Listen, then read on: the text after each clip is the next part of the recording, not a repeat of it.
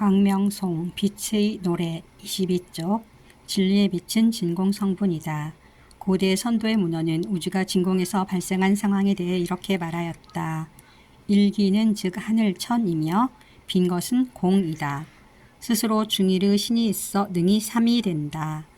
하나의 기로부터 셋으로 갈려진 기는 곧 극이다. 극은 즉 무이다. 저 하늘의 근원은 삼극을 꿰뚫어 허가 되고 빈 것이다. 안과 밖도 모두 그런 것이다. 하늘의 궁을 빛이 보이는 곳, 만 가지 변화가 나오는 곳이라 한다. 하늘의 일시는 능히 그 허를 체류할 뿐 아니라 뜻대로 창조할 수 있는 것이다.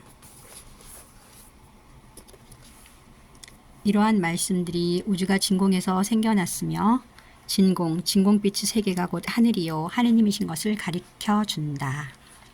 환단고기 3오 환단고기 삼신 오제본기에는 이런 말이 있다.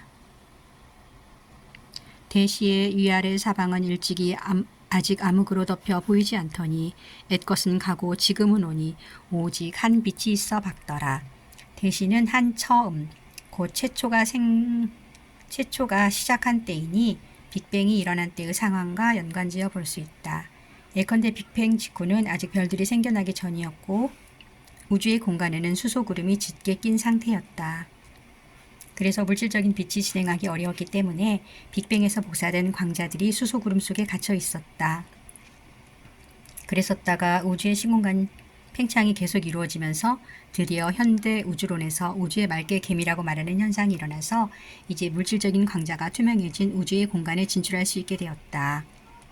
물질적인 빛이 수소 구름에 가로막힌 조건에서는 진행하지 못하다가 우주가 맑게 갬에 따라 모든 곳으로 비추게 되었듯이 정신적인 빛도 정신활동이 이루어진 내용이라는 조건에 따라 그 진행이 활발할 수도 있고 지체되거나 가로막힐 수 있다.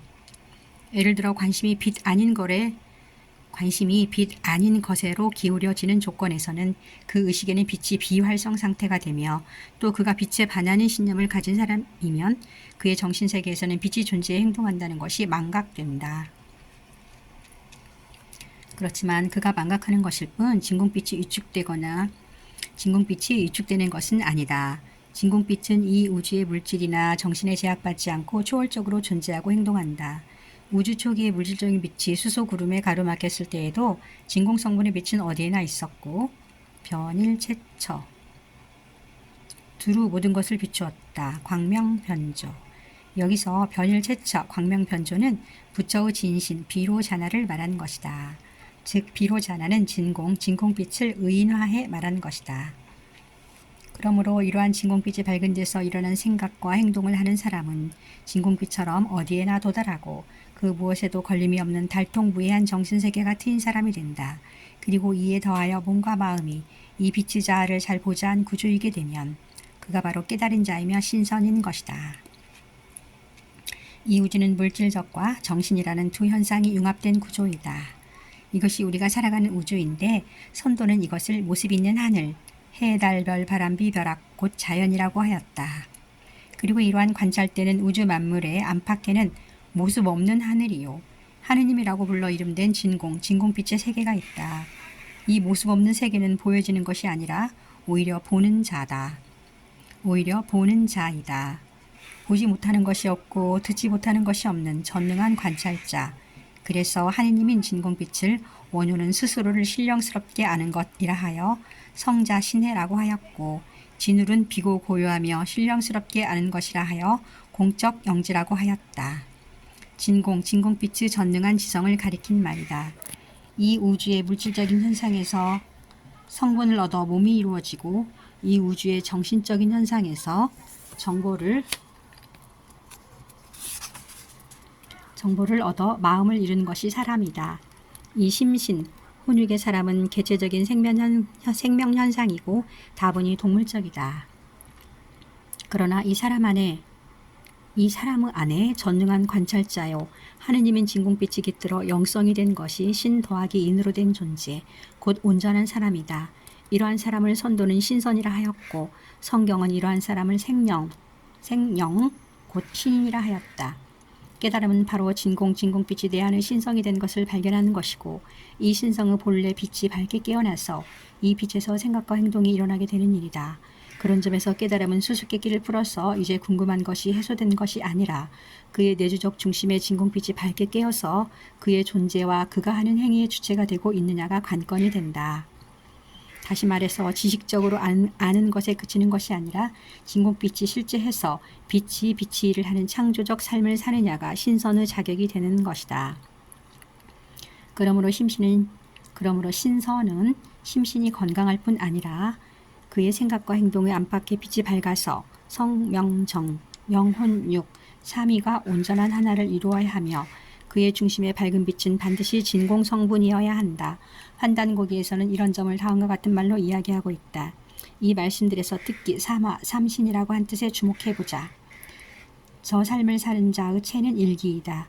인생이라는 존재의 주체는 하느님에서 유래한 빛이요 그 영이시다. 신은 즉 기이고 기는 곧 허이며 허는 즉 일이다. 진공은 곧 진공 에너지이며 이것은 진공 성분이고 시작도 끝도 없이 스스로 있는 하느님이다. 일에서 시작하여 일에 끝난다는 것은 돌아서 진으로 되돌아오는 것을 말한다. 우주 만물 만법은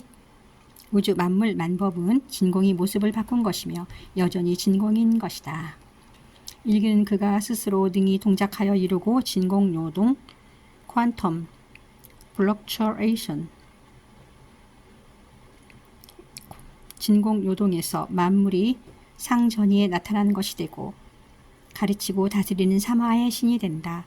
진공빛 자체가 하느님이시고 하느님의 전능한 지성 사랑이다. 일기란 안에 삼신이 있고 지혜 근원도 역시 삼신이 있다. 진공은 하나이면서 진공요동, 진공빛이라는 셋으로 작용해 조화신, 교화신, 치화신이라는 삼신으로 나누신다. 기독의 성부, 성령, 성자, 삼위일체도 삼화의 신의 다름이 아니다. 성경은 하느님은 빛이시다고 하고 또 모습 없이 계신다고 하여서 하느님이 진공이신 것을 암시했다. 하지만 성경에 앞서 그 기원이 9,000년 전으로 거슬러 올라가는 고대 선도의 문헌에는 진공이요 그 빛이신 하느님에 대한 말씀이 다양한 표현으로 기술되어 있다. 다음의 말씀도 진공에서 우주 만물이 출현한 것, 그리하여 우주 만물과 진공빛이 불가분한 하나로 있는 것을 말하는 것이다. 삼신은 만물을 끌어내시고 전 세계를 통치할 가늠할 수 없는 크나큰 지능을 가지셨더라. 그 형체를 나타내지 않으시고 최상의 꼭대기의 하늘에 앉아 계시니 계신 곳은 천만억도요. 항상 크게 광명을 발하시고 크게 신묘함을 나타내시며 크게 길한 상서를 내리시더라. 숨을 불어 만물을 만드시고 열을 뿜어 만물의 종자를 키우시며 신묘하게 행하여 세상 일을 다시 다스리시니라. 아직 기 있기 전에 먼저 물을 낳게 하여. 삼신은 밖으로 일기를 포함한다. 그것은 밖에 있는 것은 일이고 내용도 일이며 그 통제도 일이다. 하느님은 그분이 빛도 하느님이고 하신 일도 하느님이다. 즉 하느님은 모든 것이 다 하느님이신데 하느님의 모든 것을 삼신이라고 한다. 화는 전일의 광명이라. 전일을 삼신의 지혜와 능력이라 하고 광명을 삼신의 참된 덕이라 하니 온 우주 만물의 앞섬을 말함이다. 하느님은 진공이시기에 스스로 계시고 하늘을 열어 만물을 내시고 진리와 사랑으로 비추신다. 그러므로 신선이 되려는 자는 하느님의 빛에 영원하고 무한한 현존에 다가서며 참여하여야 하고 이 과정에서 하느님의 신성한 빛과 피조물의 세계인 이 우주의 물질 빛이나 정신 빛과 혼동하지 말아야 한다. 광명성 하느님은 진공이시다. 만물을 짓고 품으셔서 어디나 계시며 모든 것을 비추신다. 나는 하느님의 빛에서 생각과 행동을 일으켜서 세상의 아침에 무궁화로 피리라. 하느님은 진공이시다. 만물을 짓고 품으시어서 어디나 계시며 모든 것을 비추신다. 나는 하느님의 빛에서 생각과 행동을 일으켜서 세상의 아침에 무궁화로 피리라. 전일의 광명은 선도와 기독에서 하느님의 빛이라고 한 것이다. 물론 불교에서 부처님의 광명이라고 한 것도 전일의 광명이다. 불교에서 광명 변조라 하여 세계에 두루 비추어 이르지 않은 데가 없다는 뜻으로 아미타불의 광명, 비로자나 부처의 광명을 일컬었다. 그리고 광명 진언, 옴 아모가 바로 바이로 차나 마하 무드라 마니 파드마 즈바라 프라바를 타야 훔이라 하면 부처님의 광명 속에 들어가면 저절로 맑아지고 깨어나게 된다고 하였다.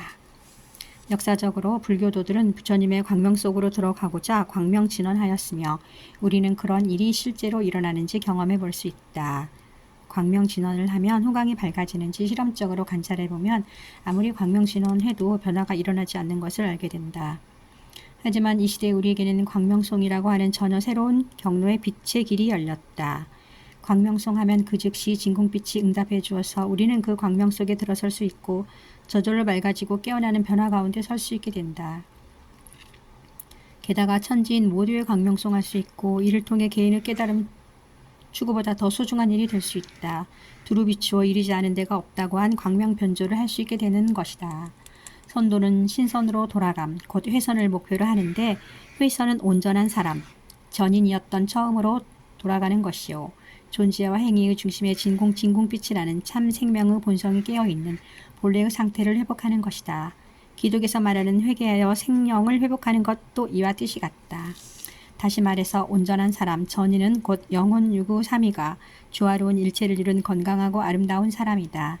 이러한 상태야말로 회선을 이룬 신선의 장생불사나 생영 회복을 이룬 신인의 영생이 가능해지게 되는 빛나는 바탕이 되는 것이다.